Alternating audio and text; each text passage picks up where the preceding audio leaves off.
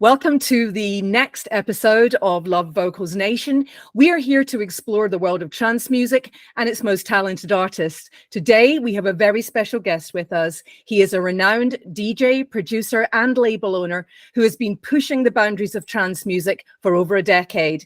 And his innovative and emotive sound has earned him a dedicated following of fans around the globe.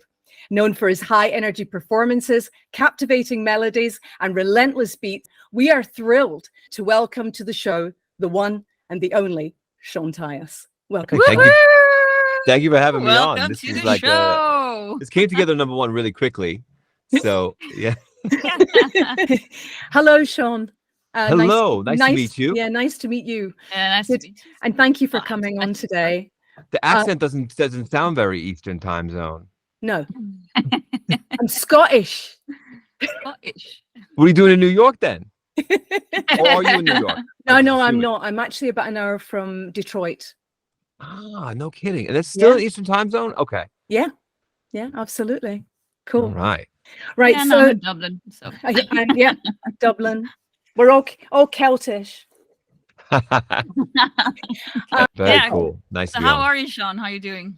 Really good. I'm Yeah. actually, you caught me in the middle. I'm doing you can't see it, it's off to the side. Probably it's a good thing. I would look like I would look very unorganized. I am an unorganized person, but I would look extra unorganized. Like, okay, let me show you. This is all over the floor right Oh now. my Wow. lord! Oh my goodness! We all have those corners of the room. Did you do that in a mad moment? Did you go and sort I of put have it to, all? okay, so I'm reorganizing my modular systems, Right. and I have to take every piece out one by one. But in order to do that, you have to disconnect everything. So Right. All right. it's actually more work than I expected. I was expecting to just blow through it in an hour, and it's no. Yeah. So, there's pieces all over the place. It's just That's a real studio, you know. It's fun. It is kind Yeah. of like, okay, so I need this piece in that case, but otherwise I can't do this with this. And it's like you're constantly thinking. It's really good problem solving skills. Or I just need more money to buy more shit so that this way, or more stuff. I don't know if you need to censor anything. No. After we had Kieran Macaulay on, there was effing and blinding all over the place. So we're good. Yeah. We're good. Cool. But it looks so that's your studio. Yes. Yeah, it looks cool. Oh, Super cool. it's really, you know what? It was just here's the weird coincidence. It was completely redone. I did it myself. My wife helped a lot too. In February 2020. Now think of the significance of that date. Yeah. That Wow. month, Yeah, right yeah, before yeah. the world shut down, and this is where I was Yeah. banished Wow. for basically a year and a half. I was like, Yeah. holy moly, how did we do the timing on this one so Yeah. well? So lucky. So that has been your room during the COVID So, time. yeah, Then it's so- just Oh like yeah, The Yeah. Concrete Project, hey? love it. but without even knowing it. Without even knowing it. Yeah, but maybe it was like you preempted it. You never know. It really had to be. If you saw the studio in its old sense, I could even probably send you pictures after the interview, and you'll be like, "That's not the same room." All right. Well, Yeah, it I'd love looks to very see that. cool. Thank you. So, Sean, Antonia mentioned in the intro that you have a huge history of trance and in the trance music industry overall as a producer. You're known for your uplifting sound and banging sound, I would say. Can you tell us a little bit about your journey into the music production overall? Like, how did you start it as a producer? I think I actually started first as a producer before I was a DJ. Just tinkering. I mean, back in high school, I would be going with a couple of friends back and forth with something called a tracker. This was like done like back in before Windows days. Well, actually Windows was around, but it was still running on MS-DOS, so Impulse Tracker 3. And we were doing like demo scene type music. It was goofing around. It wasn't really anything. And it sounded, if I went back and listened to those tracks, it would be absolutely extremely embarrassing. But looking back, but everybody has to start with a hobby that develops, and Yeah, Absolutely. so I guess back when I was in art school, then I started to think about making more music, not on a professional level, I just more as a hobbyist. But then I realized, holy shit, this stuff is expensive.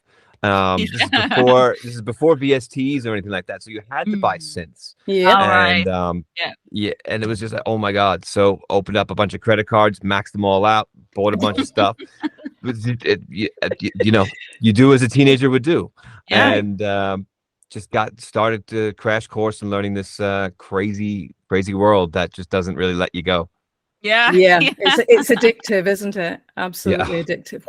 That is amazing. So, what age were you when you had your first like official release? 21. 21. Oh, That would okay. have been Wow. 2001, I think. Yeah. And did you Cool. work hard to get to that point? Like, how was that process overall? And I'm not even going to say what the name of the track is, without Okay. I'm sure people can discogs it. But it was miserable. I was running it on a Windows computer that couldn't hold a MIDI clock time Yeah. very accurately, and you'll hear it if you actually have the vinyl somewhere out there. But it felt pretty good. I mean, it's still like, you know, releasing like that. It's like somebody believed in what you did, and Yeah. you're like, Yeah. okay, so one person liked it at least, or enough to Yeah. release some vinyl. Of course. That's And it how I was- feel every time still. Like at least one person liked it, you know? You know what? That feeling is, it kind of comes and goes, but you're like, Yeah. wow, how much longer can I keep fooling everybody that I know what I'm doing? Yeah. I think that's Totally. called imposter syndrome, actually. That's exactly what it's called. And it's Yeah. it's actually a negative trait, because nobody's fooling anybody. It's just, No. you know, you have self-doubt occasionally on a bad day Absolutely. specifically. Yeah. And oh man, I like the days where I don't feel any of that. Yeah, absolutely. But I think also, you know, especially with this kind of craft, where every day we're putting our soul on the line. You know, there it is. That's how I've always seen it anyway. So yeah. Totally. If you have a good day in the studio, I will walk out of here like a 300 Spartan soldier ready to take on the Persian army. And the Yeah. other days, No. Yeah. All right. So, what kind of key elements do you look for when, like, in the track, basically, when you're producing trance music? when I'm producing, right now I'm on this kind of for the last several years, actually, ever since I had an interest in like bass music and stuff like that as well, I got into sound design. So for me, sound and also if you think back to why you got into dance music in the first place, it probably wasn't the melody that actually got you interested in electronic music. It was the texture, it was the new sounds that you had never heard before that don't exist on real instruments. And so that's what got me into it, and I had kind of forgotten that over time and just got so focused on the MIDI melody and stuff like that.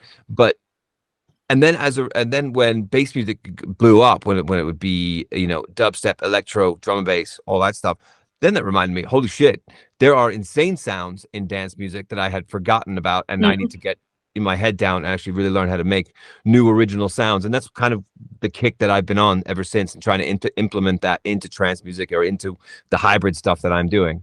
Yeah, you can really hear that in your music for sure. Thank you. And what made you choose trance, like the trance journey? Why trance? Okay, so what made me choose trance? Okay, so yeah, just seeing Paul Van Dyke kill it at Twilo back in the late 90s, early 2000s, and there were religious nights. He would do an 8-hour set at Twilo and then into Roxy when Twilo closed down, and it was just, you know, seeing the dance floor go nuts to one of the most beautiful melodies you've ever heard, and you would never hear again for at least 2 months, because those were the days. No Shazam, none of this garbage, and being left in the dark is an amazing feeling. It's magical. But now if somebody could just Shazam every single song in an ID and probably get 95% of them, it takes away a bit of the mystique. So you know, that magic is what got me into trance. I don't know if I was that age now at a club, would it have been as magical? I don't know. Okay, interesting for sure. So, what program are you actually producing in at the moment? Ableton Live for the past. Oh wow! Same as your brother, I believe. We spoke a lot when I was transitioning from Logic over to Live, and I can't even look at Logic anymore. Sorry, Apple, but I prefer Ableton myself as well when I'm producing a little bit. It's quick. It's really direct. Yeah, it really is. And do you have any favorite VSTs overall? Oh, many. I guess. Okay, let's take a look. I actually have Live open behind me right now. So, Let me just put your window up here. Let's just see what I mean. Okay, so you know what? I've been, of course, over the last year and a half, I've been a huge fan of Spire because I've been doing banks for them. I did a 4-hour course on Spire on my website. But I, over the course of the time, and then I'm like, whenever I run into a limitation with Spire, I have to use something else. So I've just gotten into Arturia Pigments, which is like really good and very different in so many ways. Serum, of course, Massive is a longtime favorite of mine. Silent is a bread and butter synth. FM8 still makes its way into almost every single track of mine. Are you referring to specifically synths, I guess, right? Yeah, no, it's just good to hear like what your preference are if you haven't like one And special these are just all of them, and I'm really looking forward to the new one coming in the new 11.3 update of Live called Drift, which looks like it's basically a Moog approach. So yeah, that's good. That looks sweet. Yeah, absolutely. One of my favorites are Massive. Just always good for bass lines, I think. So always good for bass lines. I mean, it never really, it's made to be a digital synth. It's not necessarily made to sound analog, but it's made to sound aggressive, and it does a good job of that. Yeah, absolutely. Yeah, all right. So speaking about like these Tyas plugins and such, we saw on Twitter like the other day, like music producers revolted against Wave's audio plugin. The app going to subscription scheme overall. And I noticed that you were like one of the activists against this model. I wonder if that made any difference at all. But I mean, of course. Well, apparently, they were rethinking, so it's a big revolt. So what's your thoughts around it? And what do you think so many musicians reacted strongly on this? Number one, I just miss the days where you bought something and you had it physically in your hand. And this harkens back to when music went from physical formats, CD, cassette, vinyl, into digital formats. And it was already like, oh, this kind of sucks. You're not holding any physical form of music. And now it's, people don't even buy the actual MP3s or waves anymore. Now you're streaming them. And that is now a subscription plan too, just to remind everybody. But just the amount of subscription plans we're going to end up with. If you buy subscriptions for all the things that you're used to owning, we're going to be paying something like $600 or $700 a month, maybe more. It depends on how many. Because I kind of look at subscription-based plans as that's my entertainment, and buy to own as my professional work. Now, having said that, I do subscribe to Adobe CC because I do use this literally every day and I need it. So, Photoshop and Illustrator are my lifeblood for all my label design stuff. But they don't really have, it's kind of annoying because Adobe's smart. You have to buy like the whole thing or you can buy one thing. You can't make your own little package, which is kind of balls. Yeah, I guess so. All right. So why do you think other artists reacted so strongly? Is that the reason you think? Everyone, I mean, being just a producer and not necessarily gigging so much, and gigs right now for trance music are relatively, it's at a low point right now. It's not a really strong start for trance music for 2023. So when everybody's concerned about kind of saving money, they don't like to be told they're about to pay a monthly charge for a plugin that they technically own already. And then they say, oh, you're going to own it until the next update. Waves updates every year. That is true. So it's not going to be very long until you're out in the cold and you're stuck with the subscription plan. So they did reverse that decision, and that's cool. Waves is a tough cookie because I mean, like, they are expensive plugins when you start. They're really into the bundles. However, they do great sales all the time. I got to give them credit to that effect. Like, almost every month or every 2 months, you'll see a deal with almost every plugin on their site is $25. Yeah. $200 plugins are $25. Yeah. Fair enough. I mean, if you need your 7th version of an SSL plugin, it's ready for you. Yeah. All right. Thanks for that answer. So, Sean, you've been active in the trance scene now for over a decade. How have you seen the trance scene change, and how do you feel that you have evolved during that time? Okay. Okay. I'm trying to give you the most brief answer on that one because it's like there's so much to say from every angle. trance scene, and I mean, of course, the whole club scene as well. That we've seen, especially in the last 15 years, we've seen a huge transformation from a focus from clubs over to festival attention, really. And club events have a more difficult time getting off the ground. Club brands have a more difficult time getting off the ground than a festival does. People just want to be outside. I don't know if it's necessary.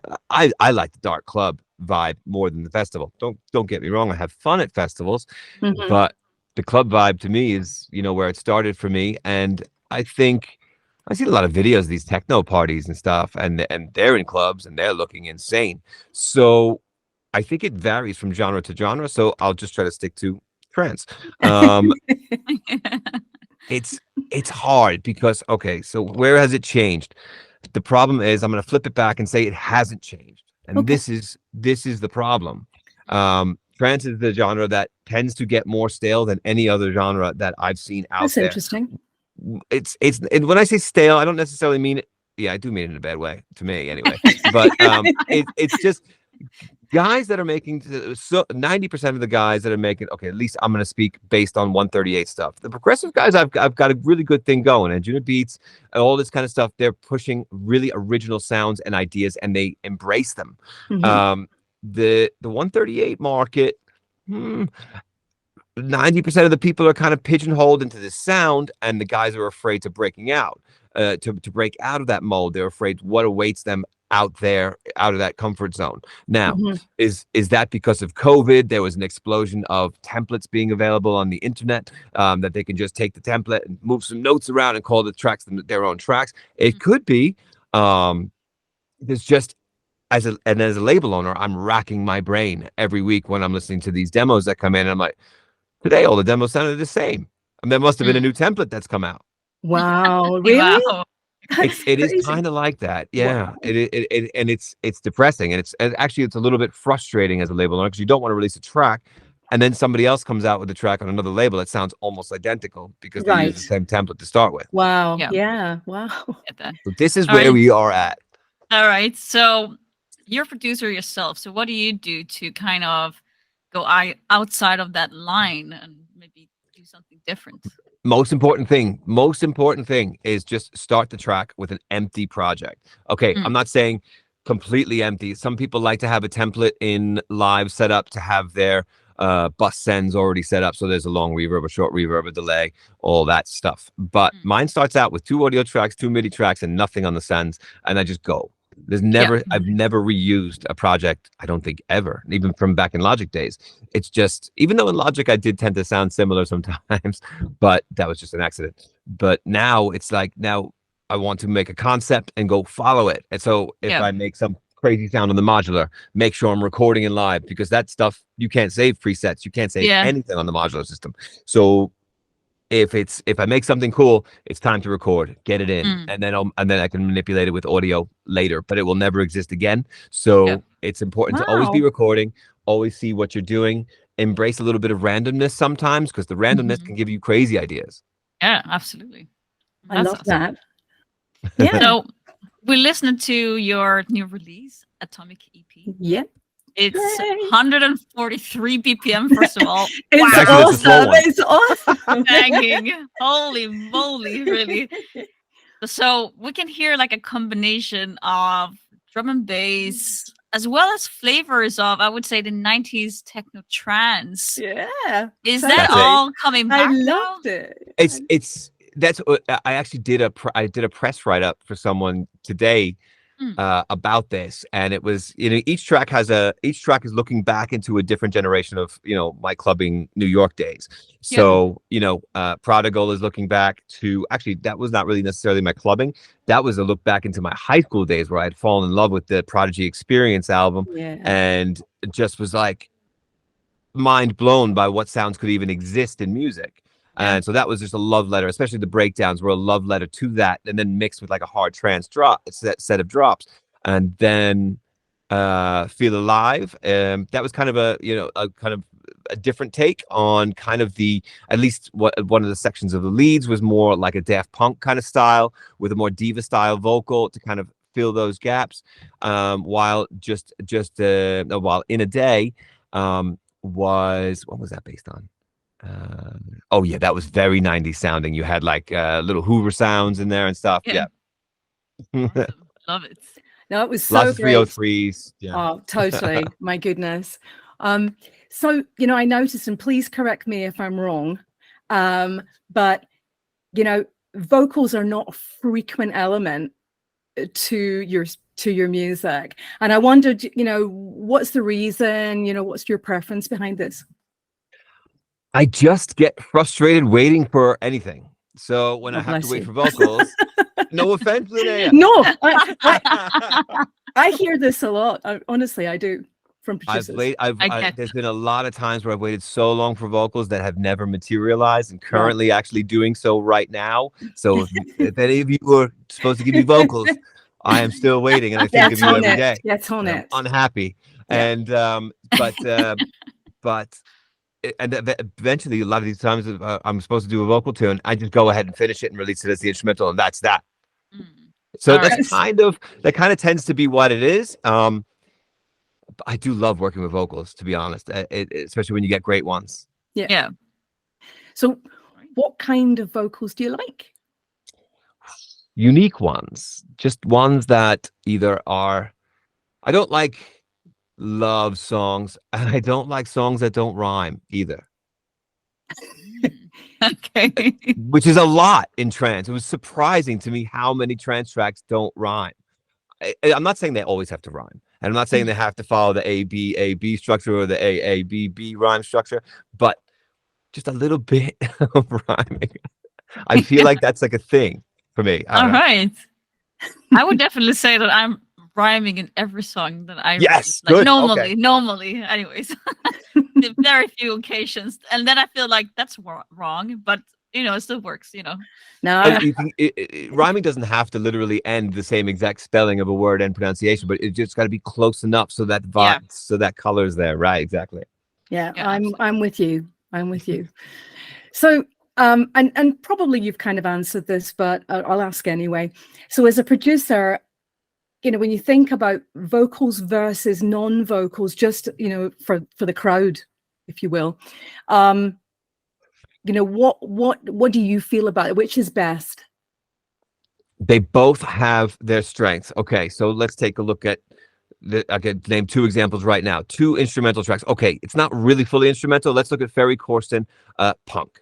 There is that voice that comes and says digital punk, but it's used more as a percussive element than anything else. It's not necessarily a sung vocal, but there is that, the bass line, the way the lead is used, and it was very unique at the time. It was a sound that nobody really had heard before, and I think it's just a JP with one oscillator tuned 50 cents apart from the other one, but it sounds awesome and it sounds fat and it comes through. And the other example, the obvious elephant in the room, Darude Sandstorm, that patch, for the lead of that, when that came out, no one ever heard a lead like that, and that didn't need a vocal, and that track has no vocals whatsoever. So I feel the beat did, but Sandstorm didn't. So, and look how big of a hit Sandstorm is. This guy, huge, yeah, legendary, huge, absolutely, still making money on it. So yeah. Just need one hit. That's it. Yeah. So it just goes to show, and that track and that sound is just so easy to make. It's just two oscillators spaced out. I think either 17 or 14 semitones apart from each other, and that is it. And one's a square, and one's a square, and one's a saw. That is more or less it. Probably a bit of EQ and processing, but there's nothing too crazy about the sound. At its heart, it's a simple sound. Amazing that's it's within everyone's reach. Yeah, absolutely. I love that. Great answer. Yeah, absolutely. So how has your approach to vocal production and collaboration evolved over the years? I'm a bit interactive. If I don't, or I don't want to say if I don't like a specific phrase of a vocal. I mean, I go both methods, where it's either the vocalist will have a pre-made kind of demo already, where it's playing to a piano, playing to a demo track that somebody contributed, or if the vocalist made their own demo, and then I can work from that as well. Or if I submit, a half-finished track or a 4-minute demo to the vocalist, and they write over that, and then they send back to me. And in that situation, I'll take the vocals, the dry ones when I get them, and just lay them in and see how it's sitting. Play with them a little bit, put basic compression, delay, and reverb on them. See which way we're going with it. See if anything needs tuning or timing fixes. And then from there, I could probably go back and say, can you sing this note longer into, past where the bar ends, or, little things like that. But then it usually only needs one set of re-sings, and it's usually not for the whole track. And then I just go from there. I mean, Melodyne helps you make harmonies without going back and forth over email a million times. And you can create, because they're so low in volume, they don't need to be really resung, right? Absolutely. All right. Can I jump in a question here? Of course. Just thinking. Have you ever sort of done this where you're like doing video calling and doing writing and like this? Only with other producers on a collab. So if we're doing engineering two people engineering the same track, then I've done it on video call to just not necessarily because we can't both touch the same project. I'm sure there's a screen sharing situation that I could do. Yeah. But at least so the other guy is always knowing, or I know what they're doing at all points. So if you get the project handed back to you, it's like taking a piss break while you're playing a chess game, and then you're coming back, you're like, what'd you move? Yeah. I love that. Yeah. Great. So, what is your most successful vocal track that you think is like the most successful? I think it would have to be. Well, I mean, the Perfect World with Victoria did really well on FSOE. The most recent one with Carrie, Anywhere, which came out, I think, just 5-6 weeks ago. That did really well, and proudly that was on Regen. So that was a really good way to start, and that was the new look of Regen as well, new logo, rebranding, all that. So that was beautiful to see that people were really into that. There was a lot of people were playing it, so that made me really, really happy. Carrie was happy. What else? There was another one on FSOE called The World with Lo-Fi Sugar. That actually did quite well too. It's actually still doing very well on Spotify. There's a really great Darren Porter remix that's been done fantastic. What other ones? I think those were my top 3. Yeah, nice. Yeah, it's a good ones. Definitely love also Victoria's voice. It's so deep and unique. It's so isn't it so different than what you picture comes out of that underrated. mouth? Yeah, Way underrated. Seriously, I'm like incredible. What? Incredible. Yeah, absolutely. So super cool collab. It's commanding voice. Yeah, absolutely. So who is your favorite vocalist, and who would you really like to work with that you haven't worked with yet? I kind of want to do something with Christian Burns, but I keep going back with Black Hole about this, and there's just scheduling issues. I mean, Christian Burns is an extremely busy vocalist. But after doing the 2 tracks with David Berkeley years ago, I really like working with male vocals, and it's just they stand out of a set because, of course, no offense whatsoever, Linnea, it's most of the vocalists for trance are female. Yeah, absolutely. And Gid Sedgwick's another good example of a vocalist I didn't really like the tone of until the new Cosmic Gate single that's just come out recently. And then it's awesome. I can't remember the name of it, but Gid sounds awesome in the track. Yeah. And I'm like, okay, you just needed the right producer. Yeah. Sometimes it's like that, you just need the right producer. Yeah, they nailed it. I mean, they nail everything they do, but that was a really nice thing. I'm like, okay, so that he's definitely on my list then, because if you produce it, you know what? What I'm noticing a lot of times, and I've changed the way I worked, where I used to do 150 to 180 channel projects, and now I've kind of downsized because that was just lunacy. Imagine going back and opening these projects years later, and like, okay, where is this? Oh, painful. I know. Yeah. So now I'm trying to keep it 60 or less, and that's even potentially on a vocal single. I think Anywhere even clocked into 60 channels, and I was happy with that. It was like manageable, and I would like to get it even less. Giuseppe's a great minimal artist that gets more with less, and it actually I think he switched over to that format once he started doing this. The go live concept, because the less channels he has up on stage, the better. Yeah, absolutely. Right.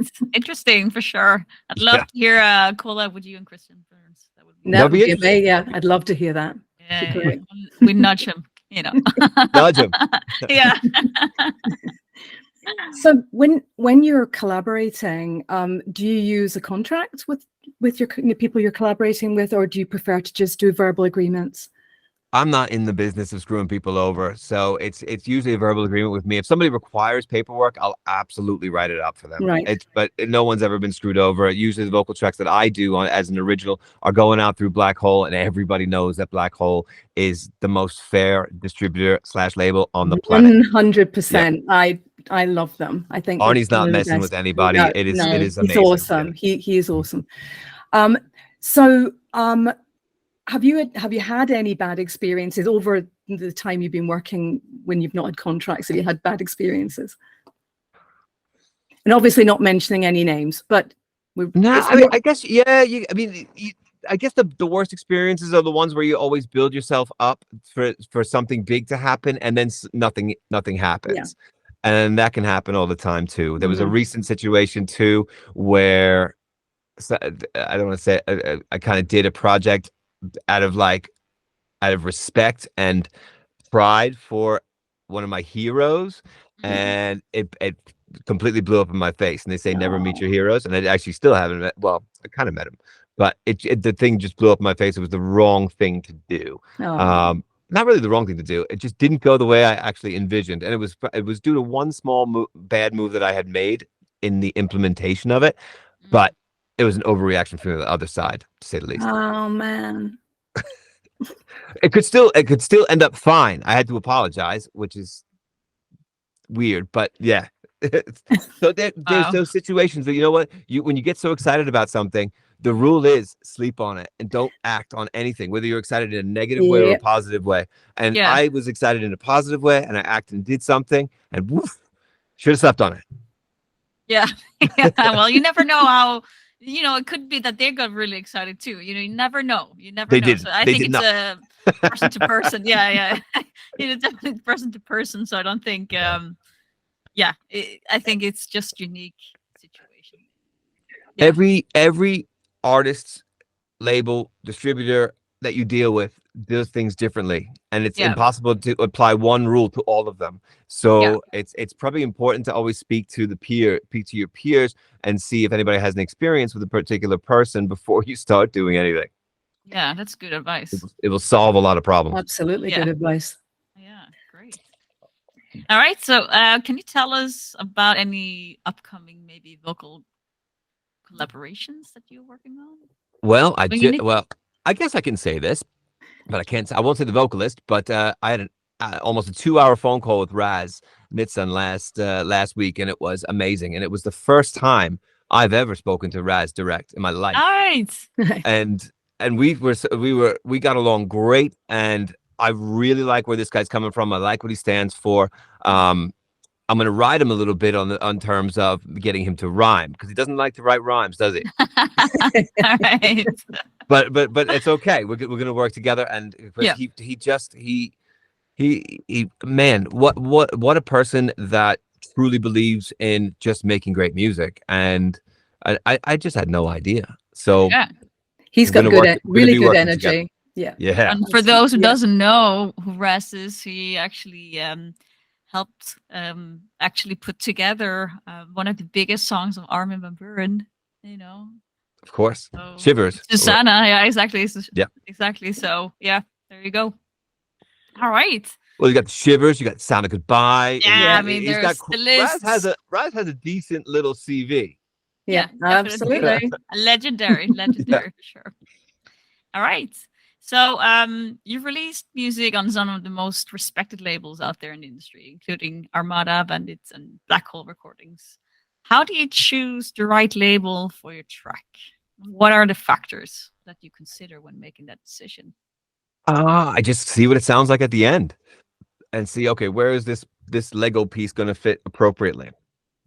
And I do keep in mind, I'm like, which label is going to be able to get it out the quickest? There's nothing worse than when a label releases a tune that you technically finished 12 months ago, and you have moved on from that technique, from that sound, from that style. and that's just it's frustrating. So I try to get, if I'm going to release with another label that's not Regen or Degen, these days I'm keeping release schedule in mind, that I can get it out within at the longest term 5-6 months, not 12. Yeah. Okay. Great. So, because we were doing obviously some background on you before this, so we noticed that you had Titanium Records. Is that correct? That's correct. Yeah? Yes. And then we saw obviously Regen, and we're like, I wonder which label is his, or are they all yours? Yeah, yes? Tell us about that. Yeah, tell us about that. Well, that whole branding, the Titanium recordings, Titanium Titanium podcast, and just that whole brand was, I don't even know the years, but that was my first label. It was Titanium with a TI. How cute. And the concept of that was just to kind of, I just liked the word, and I figured I can tie it in with the name, play on words, and just release stuff. And I always do my own logo designs and things like that. And then actually, a funny Easter egg is the cover of the Atomic EP that we're talking about is actually an AI rendering of a titanium molecule. But most people are not going to realize that. Yeah, no, didn't realize that. Abstract rendering that AI does of a titanium molecule. I was like, that's a nice little Easter egg. So, but not like anybody's going to realize that, but just to let you know what it is. But and then I decided to stop doing a label. So for a while, I didn't do a label at all. And then Degenerate was launched, and it was just it was kind of, it started off dark stuff, and then kind of got more melodic, and then I just kind of felt it had reached a point where it was like a normal trance label. So I'm like, that just needs to get rebranded. And I had sat down with Activa, who was part of the Regenerate rebranding, and he's like, well, we should rename it, and because it's not really degenerate type of music anymore. I'm like, you're right. Yeah. And I'm like, what about Regenerate? Because it's like, but I just hate how the words end differently because they don't rhyme. See, we're going right back to the rhyming. Yeah. So the words don't rhyme. So I'm actually like very close to, in the next couple of years, I'm just going to call them Regen and Degen and call it, be done with it. Right. Much easier. What inspired you to actually start a label in the first place? It's just nice to be able to bring up guys that are having trouble either releasing somewhere else, or it's nice to work with such an eager bunch. Regenerate primarily releases a lot of new names, and it's just so nice to be able to work with them, push them to be working a little bit harder. During COVID, I was doing a lot of teaching as well, so it's nice to see these lessons kind of put into usage and be happy enough with their product that I want to release it on Regen. It generates some income. It's nice to unite people. I like to do graphics, and it's a good excuse to be doing graphics as well. Right. If I'm releasing on other labels, I don't get to do my own graphics, not all the time. I mean, though Armada let me do my Arc Sun Arisen remix graphic, which was nice of them. So every once in a while you get to do it. Yeah. On that topic, because you mentioned that you went to art school, so say a little bit more about that. That was my, as a kid, since I was a kid, I either wanted to work for a comic book company, an anime, doing Japanese animation, or just some type of thing where I could be with a pencil and a pad and just drawing pictures all day. Little did I know, as I was going, I was in art school, but art school was awesome. We just drew naked people all day. That was the it. Benefits. That must have been terrible for you, Sean. Terrible. I hated it. No, trust me, they were not always attractive. You had to be able to draw. You had to draw bad and good. But at the end of that, and during that stay in college, I was like, I had gotten into music, and I'm like, when at the end of around graduation time, your parents come and they check out your final art show and stuff like that, and you look at your pictures, and the reaction is like, they look and they're like, "This is nice, it's really nice." But your art form when you make music is people are literally moving to it, right? And I'm like, I like this art form a little better. It has more of an effect, and it's a much more palpable effect than somebody staring at a piece of still art. Of course, and I wanted to go into computer graphics and things like that, but I just thought, I can make the music now. Let's just do this now. Have you ever Yeah. thought about bringing your like art into your music, like maybe your music shows, make something out of it? The problem is my art isn't animation. I can't do animation. That would be awesome. That would have been an awesome skill to learn Yeah, before I had more responsibilities in life. yeah, And now that we have to deal with this very tight 24-hour bracket per day, I Mm, think that's off the schedule for me for learning video editing. No, like 3D animation, I should say. yeah, Video editing I have to do.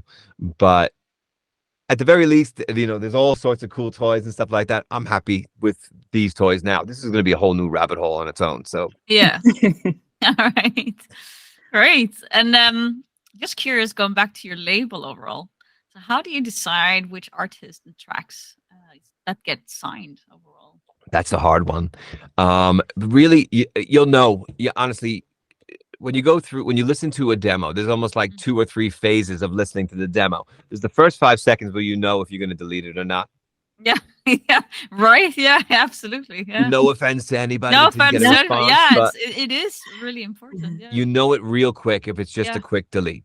And then the next step is listening a bit more to see, okay, this person's got it going. There's a groove here, there's a drive here, and then while you're listening, within a minute or 2 minutes, you know if you're going to have to go back to the person to say, okay, can you get your bass line a little louder? Can you get certain elements to be a bit more prominent?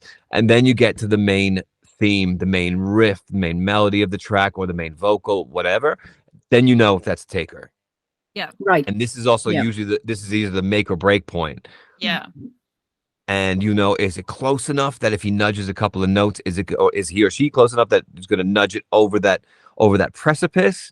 Or do we have to pull the plug in this project, or do we have to pull the plug because if we don't, this would be a time bandit and everyone's going to waste a load of time Right. and not get it to the finish line. Yeah. Just trying to make my time as efficient as possible. And I know it's probably going to piss some people off, but we all have to do a million other things in a day, in addition to be parents and stuff like that. So Right. sometimes it's tough to manage everything. Yeah, absolutely. So I like the way that you're talking about, like, you're listening to the process. Could it, like, the baseline be a little bit better? Are you the kind of label that would go back to a person, say, maybe you can change this and that and come back to me? I will always go. If I see potential, I will Yeah. always try to fish that potential out of the project. Yeah. And there's other times where the melody's just not for me at all. But there's been times that there's been guys I've written back before where the melody's not for me at all, and there's nothing you could do to change. You could change everything about the track, but the track is produced really well. I'll write back just to give him a second wind and say, "Yo, really like the production," or give him or her. I'm sorry. Really like the production, but this particular track is just not for me. Keep on sending it to us. Keep on sending new stuff to us. That's really cool. Yeah, Very that's good. cool. I love that. I do the same for my label. It's the best thing you could do, because you know what? Saying bad news back to people or no news back to people is also depressing for us. Yeah, it sucks. It really sucks. Yeah, definitely. I know that feeling. Yeah. Yeah. All right. So, are you looking to sign new artists on the label right now? Always. For those who are listening. All right. So, for those who are listening, where can they actually send their demos to? Okay, so it's really easy. Demos for regenerate. Demos for FOR regenerate at gmail.com. We were using my tyasmusic.com name, but apparently that domain name gets kind of stuck in junk mail sometimes. So it's just easier to use a Gmail account, which goes through every time. Yeah. All right. Replies. Okay, great. Okay, so if you could describe your music using a food analogy, what would it be and why? Okay. It's like Thai food, really spicy and really tasty. Nice. Not very sweet. I love that. I like Thai food, and I like your music too. So good combination. Nice. So, would you rather remix Baby Shark or Susan Boyle? I don't know who Baby Shark is, so I don't know who to compare it. So is that a travesty? Baby shark, Baby shark, baby Oh, you shark. know what? You know what? You know what? In all fairness, I would remix that because I would be a hero in the household because my daughter's learning that on the piano right now. Ah, amazing. I Maybe I want to should hear maybe I that. should learn that on the piano so I Yeah, can. yeah. Yeah, father-daughter session there. We That's want to unreal. hear it. We want to hear it. Yeah, I Started wanna here, hear that. folks. It started here. That is Yes. so funny. Wow. Okay. All right, I have one for you. Okay. Would you rather fight one horse-sized duck or 100 duck-sized horses?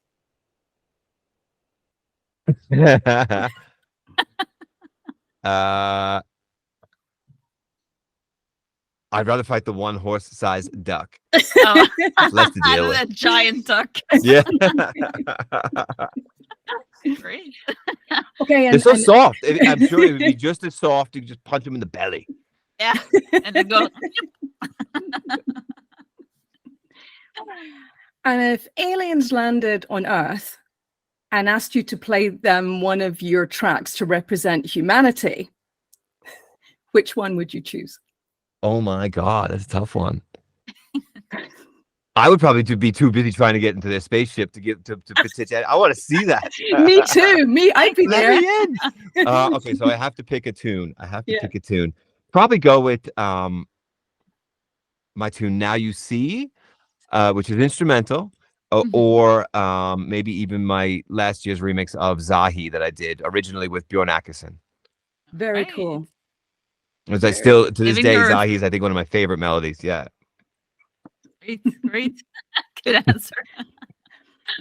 So also we were speaking to Kieran Macaulay a few weeks back, and we were talking to him about mental health being non-existent pretty much in the music industry. And what do you do to take care of your mental health? Actually, I have a really good answer for that. I go to the gym literally every day. Very cool. I That's go what in that the yeah, morning, that's I what start the Kieran day. was saying as well. Yeah. It's the best. And anybody that comes to me and say that, like, I get a lot of guys that come to me and say, I'm just kind of down on my luck this week, or I'm not having a good week. And I say, just put some headphones in, put a playlist in on Spotify you've never listened to before, and potentially, ideally, a genre that you don't listen to, and go for a run. It doesn't matter if you go for a run for 30 minutes or an hour, or go for a walk, but just get some tunes on you've never heard before and zone out, and then put your phone in your pocket and don't look at it. Don't go on WhatsApp, don't go on iMessage. Just cut yourself off from the world. And that's what I do at the gym. I mean, it's my excuse to listen to third-party music or news, which is actually, that's kind of depressing too lately. So I try not to do that It too sure much. is. Oh God. Sure is. But yeah, that's my solution really. And I wake up every morning at 5:15 in the morning. I eat 3 apples, drink a lot of water, go to the gym, and I come back and I'm ready for the day as the kids are waking up. So it's nice. Right. So wait. I want to just go back. You eat 3 apples. Why 3 apples? It's my regiment. I don't know. All right. So that's your breakfast, like every day. No, I come back and have eggs and bacon and Okay. and like the Eggs and greasy bacon. stuff, and like, Yeah. but the apples is kind of like, this is just what works for me. It's probably wrong. I'm not a nutritionist, and Right. probably doing things in the wrong order, but it works. And I haven't gotten sick since I started doing this in the last year. Very Is that your theory then? If you take the apples, it's going to help boost your immune system. Is that the idea? You know, they say an apple a day keeps the doctor away. I mean, three has got to do something. He's got to be good. Maybe I should do that. I'll give it a try. Apples for me are just the easiest, most immediate fruit. Bananas you have to peel. Kiwis are like a pain in the ass with the scooping. Yeah. Avocado, don't even get me started. Is avocado even a fruit? I don't even know. And it's Nobody just knows. like strawberries go bad so fast. All that shit is like just annoying. Apples is like, you buy a big bag of apples that last you a while. Not very long in this house, but Yeah. Are you pretty disciplined then, generally? no, I'm like the worst discipline ever. Really? Well, it depends if I like something and I'm into it, or not. I'm a really extreme person. I mean, that's why I go to the gym every day. It's not like I can never go to the gym 3 days a week. I would just never go. Yeah. Right. I have to go every day, and I feel guilty if I don't go. And the rule is it's 100 push-ups that day if I cannot make it. So if I'm traveling, for example, that's it. First thing in the hotel room, 100 push-ups. Wow. Okay. Good for you. Just so I can feel like I did something. Yeah. That's good. Okay. I like it. Not in one shot, by the way, in sets, but Yeah. I'd like to see that on the stage, you know. oh my God. They don't have time to go to the hotel, so you have to do it on the stage. Life DJ goals, hashtag. Yeah, definitely. Right. So, when you're not producing and flying all over the world like a superstar DJ, how do you like to spend your free time? Here in the studio or Yeah. a little bit of quality family Do you have time. any? Do you have any hobbies or interests that people might be surprised about? You know, Gaming. gaming. Okay. Oh, I what do- games? Yeah, what games? So the latest game I'm playing right now is the Metroid Prime remastered on Switch. Pretty much all Switch. The reason I pretty much play mainly Switch is because you can take it with you when you go away. Nice. That aspect when Nintendo released this system was absolutely brilliant. I'm like, this is like for anybody who travels, this is the best thing ever. And I've hacked the dock, so the dock is not this big anymore. It's like you can buy a little casing and you put all the PCB, you put the PCB in there, and it fits in this little thing. And I can hook it up to any hotel TV in 2 seconds. So it's pretty nice to be able to have the Switch with you. And you got Zelda coming out in like I think it's like 40 days now, maybe even less. Yeah, the new one. Yeah. Yeah. Awesome. So it's exciting to be a Switch gamer, but I do think this is the swan song for the Switch, and we're potentially really close to the next gen system soon. What does that Right. do for you in terms of, does it allow you to relax or?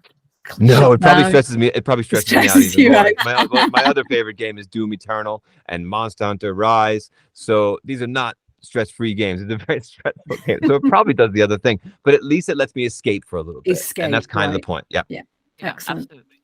Right. So, what's next for Tyas?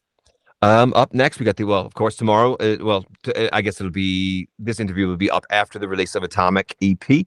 But and then up next, a little bit later in the month, will be a remix actually on another label. It'll be over on Nocturnal Nights, and I've done a remix as Abstract again for an old kind of underdog classic, Solid Haze and Miles Reduxed. Okay. Wow. Also instrumental. Wow. So you've been working really in the studio. Yeah. Loads of things coming. Crazy. Right? Yep. Yeah. Yep. I mean, even after that, in May, when we kick off May, one of my favorite tunes ever that I've remixed for In Trance We Trust, and it's like kind of in between. It's not a 140 banger, but it's not quite progressive. So it's a nice 134 kind of sexy, chunky beat version of Midway Amazon. I'm intrigued. Just we're kind of winding up, but I just really intrigued. What's been your highest point in your career so far? None. It's been an uphill battle so really? far. It's the best way to say. I don't think I never want to reach a peak. I never want to reach something that I would look back and say that's my high point. Maybe the high point would be like when Armin was doing the Imagine album, and I got my chance to do Intricacy with him. That's pretty cool. That sounds really cool. Because he doesn't. I think to be invited to do a collab for an Armin van Buuren album, especially back in I think this was 2008.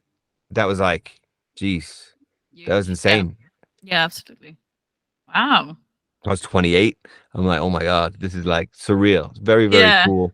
Very a big privilege to be able to do that. Yeah, it's cool. Yeah. Well, you are a good producer, so absolutely. Yeah. So with that in mind, are there any tips that you'd like to share with, up and coming young producers? Break the rules that you have already kind of been taught. Like that's the best thing you could do. Break the rules. I know it's so vague, and like, oh, what rules should we break? But break them all. Don't make a song that you can't play in a DJ set with other people's tracks, but try to just really always say, okay, cool. So if everyone's leads sound like this, I can evolve that concept by contributing or taking away this factor. And then this is now my territory, but it still keeps up with the other sounds. And that's such a generalizing statement, but that can work. You know, a lot of people layer too many leads. So what do you do to fight that? Just use one or just use two, and then you'll hear much more. And it's almost counterintuitive that using less actually means more detail. You will actually hear more detail. So that's the cool thing. I always tell people, you know what? That's the other tip. Then use less elements to create single sounds. It's okay to layer, but don't use 7 layers to make one sound. Use 2 or 3, and it will sound much better. That's really good. Good advice. Yeah. Thank you. So, and also, obviously you're from the US, but you live in Switzerland. Is that correct? Yeah. What took you to Switzerland, if you don't mind me asking? And back in 2004, I was still living in New York, and but by that point I had been doing a couple of years, or maybe a year, I think about a year of on and off kind of contract work with this dude Beam in Germany, in Cologne, Germany. Yeah. His real name was Michael Orgach. And I did a couple of remixes, just a couple of just paid contract work for him. And one morning I wake up and he's like, "Do you want to come to Germany to work in this studio?" And I'm like, I had nothing going for me, really. I think I was delivering pizza at the time in New York for cash. So I'm like, you know what? Yeah, I'll come, but hold on, because I got to get a passport first, because I hadn't even been out of the country yet. Wow. So I got the passport sorted, and October 1st, 2004, I was in Germany starting to do that life. And I'd moved alone. I didn't speak German. It was a tough life experience, but good one, because you get this discipline where, like, after that point, everything's easy. And then eventually I switched over to a Swiss studio, and then kind of continued on. Yeah. Wow. And do you miss the US? Of course. My friends and family, I have so many friends here, but my friends and family that I grew up with, that I went to high school with, are all back there. My brothers are there. And I miss it.